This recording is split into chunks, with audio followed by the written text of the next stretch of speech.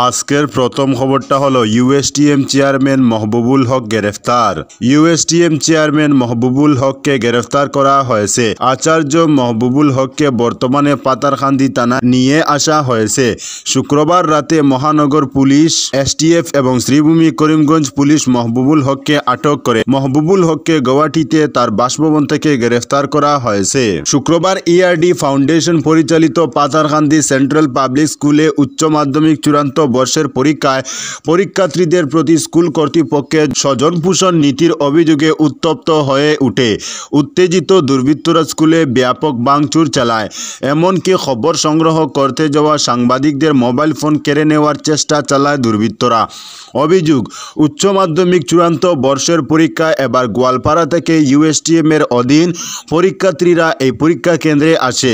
এদের সঙ্গে central public স্কুলেরও শিক্ষার্থীরা পরীক্ষা দিচ্ছিল, কিন্তু পরীক্ষা কেন্দ্রে একাংশ দায়িত্বপ্রাপ্ত শিক্ষক শিক্ষিকারা 30 নম্বরের এমসিকিউর উত্তরগুলো যথাযথ নিজ স্কুলের শিক্ষার্থীদের বলে দিলেও ইউএসটিএম এর অধীন শিক্ষার্থীদের প্রতি স্বজনপোষণ নীতি পালন করে ক্ষুব্ধ হয়ে উঠে শিক্ষার্থীরা। পরে পরীক্ষা কেন্দ্রের এই অনিয়মকে কেন্দ্র করে প্রতিবাদ সাব্যস্ত করে তারা। এরই মধ্যে একাংশ ক্ষুব্ধ শিক্ষার্থীরা স্কুল চত্বরে ব্যাপক ভাঙচুর চালায় বলে অভিযোগ।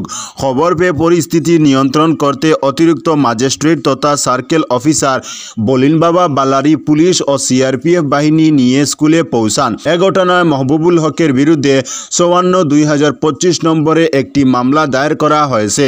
মামলাটি প্রথমে আচার্য মাহবুবুল হকের বিরুদ্ধে দায়ের করা হয়েছিল। আজকের পরবর্তী খবরটি হলো বুপেনের সামনেই দুই গোষ্ঠীর রণক্ষেত্র হাইলাকান্দিতে। হাইলাকান্দিতে রণক্ষেত্রে পরিণত প্রদেশ কংগ্রেস সভাপতি ভূপেন বরার সভা। দলীয় কর্মসূচির মধ্যে দুই গোষ্ঠীর মধ্যে শুরু হয় বচসা, যা মুহূর্তের মধ্যে রূপ নেয় তীব্র সংঘর্ষের। পরিস্থিতি এতটাই নিয়ন্ত্রণের বাইরে চলে যায়, ক্ষুব্ধ হয়ে সভাস্থল ছেড়ে বেরিয়ে যেতে বাধ্য হন ভূপেন বরা। যদিও পরে তিনি আবার ফিরে আসেন, কিন্তু এই ঘটনা হাইলাকান্দি কংগ্রেসের অভ্যন্তরীণ টানাপোড়েনকে স্পষ্ট করে তুলেছে। প্রদেশ কংগ্রেসের উঠানে উঠানের শীর্ষক কর্মসূচিতে অংশ নিতে হাইলাকান্দির বর্ণিব্রিজ এলাকায় পৌঁছান প্রদেশ কংগ্রেস সভাপতি ভূপেন বরা।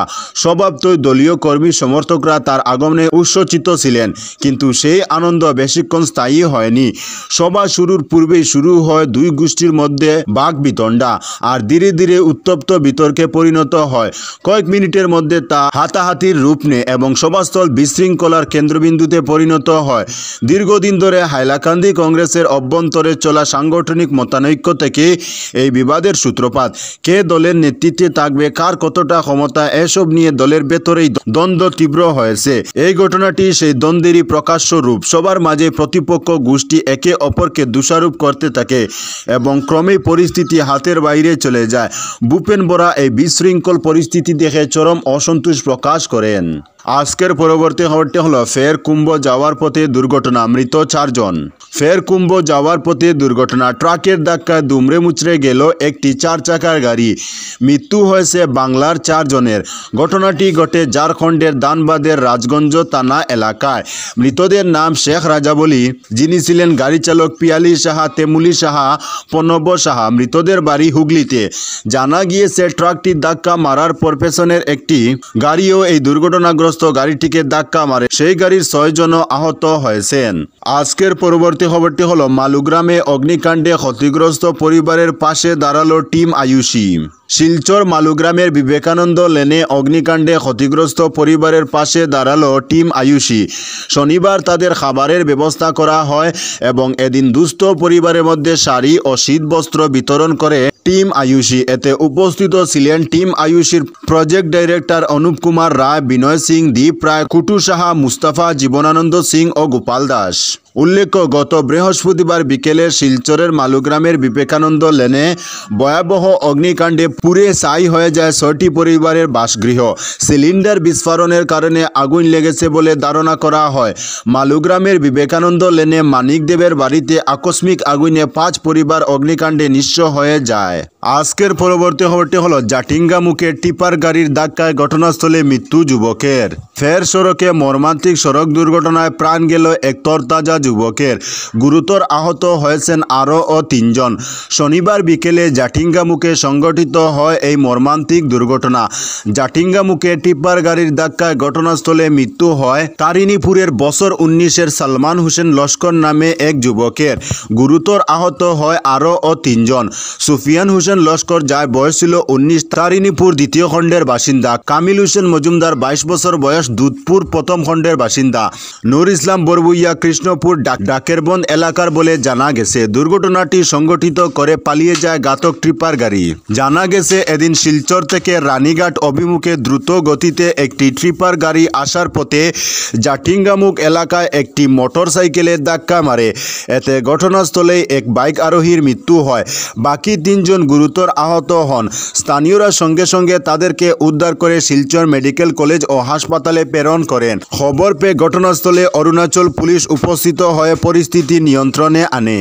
আজকের পরবর্তী খবরটি হলো জিরিঘাটে 7 কোটির ইয়াবা সহ আটক পাচারকারী। মণিপুর থেকে অন্তরাজ্য সীমান্তের জিরিঘাট হয়ে প্রতিনিয়ত পাচার হচ্ছে অবৈধ মাদক। জিরিঘাট হয়ে অসমে প্রবেশের সময় প্রায়ই কাছাড় পুলিশের হাতে ধরা পড়েছে মাদক সহ পাচারকারী। শনিবার আবারও জিরিঘাটে ধরা পড়ল নেশা জাতীয় ইয়াবা ট্যাবলেট সহ এক পাচারকারী। ধৃত পাচারকারী যুবকের নাম চুংকাং লেংতাং। তার বাড়ি মণিপুর রাজ্যের তামেলং জেলায় বলে জানিয়েছেন পুলিশ সুপার নুমাল মাহাত্ত। জিরিঘাট থানা এলাকার হাউকিপুঞ্জিতে অভিযান চালিয়ে এই যুবককে পাকড়াও করে তার কাছ থেকে উদ্ধার করা হয় 24,000 ইয়াবা ট্যাবলেট। গোপন সূত্রের খবরের ভিত্তিতে অভিযান চালিয়ে কাছাড় পুলিশ এই সাফল্য লাভ করেছে বলে সংবাদ মাধ্যমের কাছে জানান জেলা পুলিশ সুপার।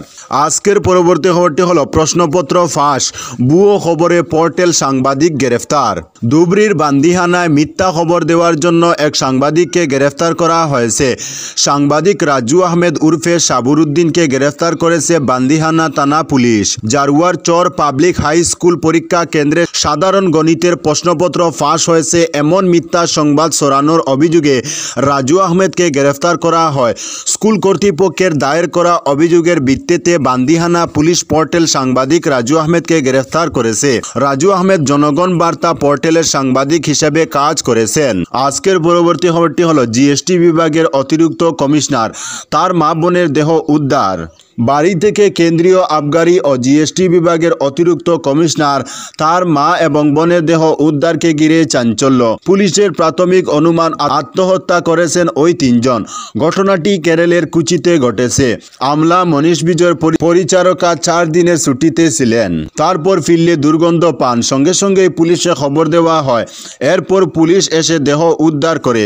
আমলা মনীষ এবং তার বোন শালিনীকে বাড়ির পৃথক 2টি ঘরে ঘরে ঝুলন্ত অবস্থায় দেখতে পাওয়া যায়। তাদের মা শকুন্তলা বিছানায় মৃত অবস্থায় পড়েছিলেন। পুলিশ বাড়ির মধ্যে গিয়ে দেখতে পেয়েছে যে বৃদ্ধা মহিলার দেহ সাদা কাপড়ে মুড়ানো, বিছানার উপর ফুল রয়েছে। এর ফলে সন্দেহ আরও তীব্র হচ্ছে যে মা শকুন্তলা দেবী হয়তো প্রথমে মারা গিয়েছেন অথবা প্রথমে তাকে হত্যা করা হয়েছে, তারপর ভাই বোন আত্মহত্যা করেছেন। কুচির পুলিশ কমিশনার পুট্টা বিমলাদিত্য সংবাদ মাধ্যমকে জানিয়েছেন যে মৃতদেহগুলি কয়েকদিনের পুরনো এবং সেগুলিতে পচন ধরতে শুরু করেছে। তিনি বলেন, ফরেনসিক পরীক্ষার পরই বলা সম্ভব যে তারা কখন মারা গিয়েছেন। পুলিশ আমলার বাড়ির একটি ঘর থেকে একটি ডায়েরি পেয়েছে, যেখানে একটি চিরকুটে লেখা রয়েছে তাদের বিদেশে বসবাসকারী বোনকে ভাই বোনের মৃত্যুর খবরটা জানানো উচিত। মৃত আমলার পরিবার মূলত ঝাড়খণ্ডের, তবে কর্মসূত্রে তারা কেরলের এর্নাকুলাম জেলার কাক্কানাড কাস্টম কোয়ার্টারে থাকতেন। তো বন্ধুরা, আজকের জন্য এতটুকু। পরবর্তী কোনো নতুন ভিডিওতে দেখা হবে, তখন অবধি ধন্যবাদ।